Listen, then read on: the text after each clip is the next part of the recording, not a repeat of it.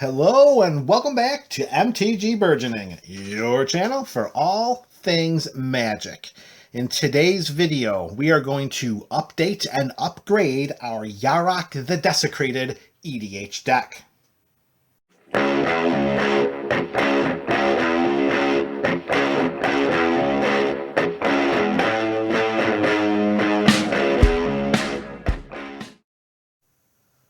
Salutations and greetings to the MTG BC. That is the MTG Burgeoning community. Welcome back to another installment of the Up and Up series. Today we are going to update and upgrade Yarok the Desecrated.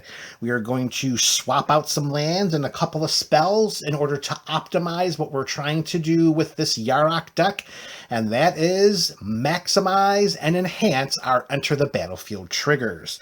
All right, so for the first three cards that are going to come out, three basics. We're bringing out one basic island, one basic swamp, and one basic forest. These three cards are coming out, and the three lands that are going to take their spots, well, they're also basic lands. However, they're not just your old school basic lands. These bad boys are snow-covered lands. One snow-covered island, one snow-covered swamp, and one snow-covered forest. By swapping out three regular basics for three snow basics, we optimize our chances of triggering our Field of the Dead, which is whenever a land comes into play under our control. If we control at least 7 other lands with different names, we get to create a 2/2 black zombie creature token. Swapping out these three lands, which are plentiful in the deck, not as much as they used to be, however, will allow us to trigger Field of the Dead much more readily. And with Yarok on the battlefield and any of our other ways to copy or maximize those ETB triggers, well, that's just going to be icing on the cake. All right, next coming out, well, look what we have here. It's another basic land, one basic island coming out, and in its place is going to be Shipwreck Marsh. This is going to come into play tapped unless we control 2 or more other lands. This land cycle is fantastic for EDH because, let's face it, we gonna get them lands onto the battlefield. Next up, another basic land coming out. We got a basic swamp. That's basic land number 5. Going in its spot is going to be our Golgari copy of the fan land Undergrowth Stadium. This will give us a black mana to replace the basic swamp we removed, or a green mana, and will enter the battlefield untapped as long as we control 2 or more opponents. In EDH, that should not be a problem. And the last land swap that we're going to do today is, and if you've been following along so far, you know that the symmetry is always present with MTG Burgeoning. One basic forest is coming out, and in its place is going to be our Simic fan land. That's going to be Rejuvenating Springs. This is going to come into play tapped unless we control 2 or more opponents, and this is going to turn sideways for a green mana to replace the basic forest we took out, or a blue mana. So with this, we are swapping out 6 basic lands, of which we still have basic lands in the 99, for 6 other lands of different names as a way in which to trigger Field of the Dead much more frequently. All right, a couple of spells coming out, couple of spells going in, all of which are going to help optimize and enhance our ETB trigger-driven build. Card coming out is going to be Llanowar Visionary. This is a 2/2 for 2 and a green. When at ETBs, we draw a card, and we can turn this Elf Druid sideways for 1 green mana. So we're drawing a card with the ETB trigger, and we're losing a mana dork. So this is a pretty powerful common that we're taking out in a deck that really could abuse and exploit that ETB trigger. So we're going to have to make sure we replace it with a creature that can do something similar or better for around or exactly the same mana value. And thank goodness for Modern Horizons 2, because we have the best replacement possible for Llanowar Visionary, and that's going to be Tireless Provisioner. This is a 3/2, not a 2/2, for the exact same converted mana cost, and this has the landfall mechanic. So whenever a land ETB is under our control, we're going to create a food token, we're going to create a treasure token. We get to pick one of those two. So the food token will give us life. I mean, that's not going to really help to replace the card draw. And we can, instead of choosing the food token, we can pick the treasure, which could help to replace the loss of the green mana from the Land of War Visionaries activated ability. However, because we are doubling, or sometimes even more so than doubling the ETB triggers, we're going to produce even more treasure and generate even more mana from Tireless Provisioner than we ever could with Land of War Visionary.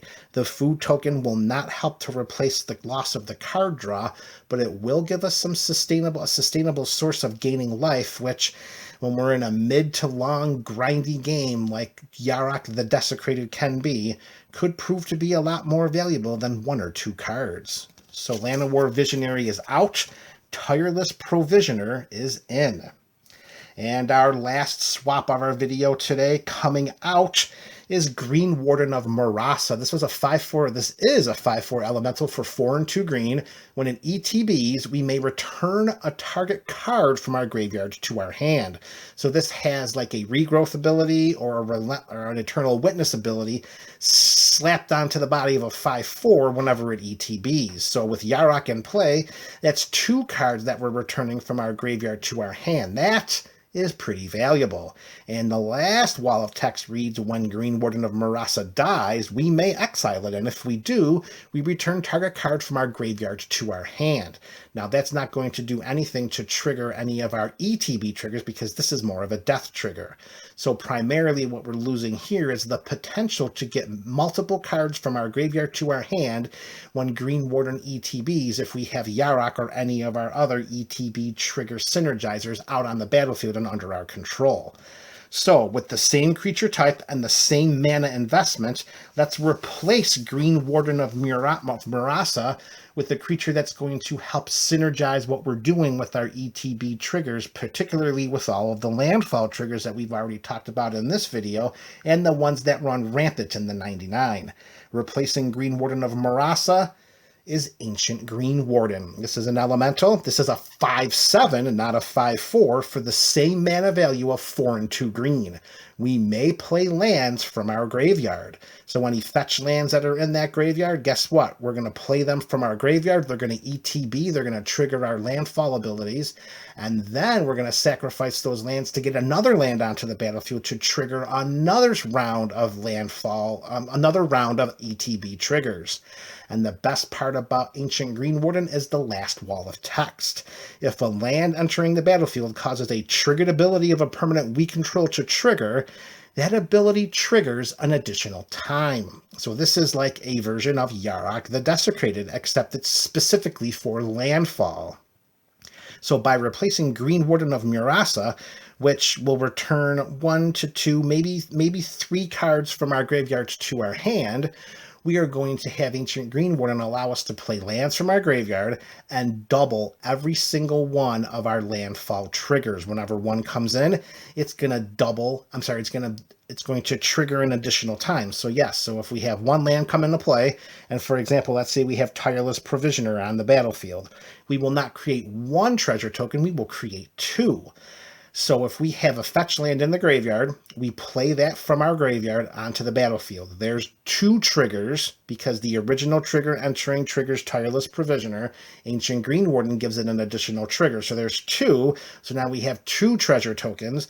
We sacrifice the fetch land, put a land onto the battlefield, triggering Tireless Provisioner again. Ancient Green Warden also triggers. Now we have 2 more treasure tokens. So just by playing a land, sacking it, fetching for another land, that creates 4 treasure tokens. And if Yarok is on the battlefield, or Panharmonicon is on the battlefield, oh baby, that's going to create a lot of resource advantages for us, creating what could be considered a chasm-like gap between us and our opponents.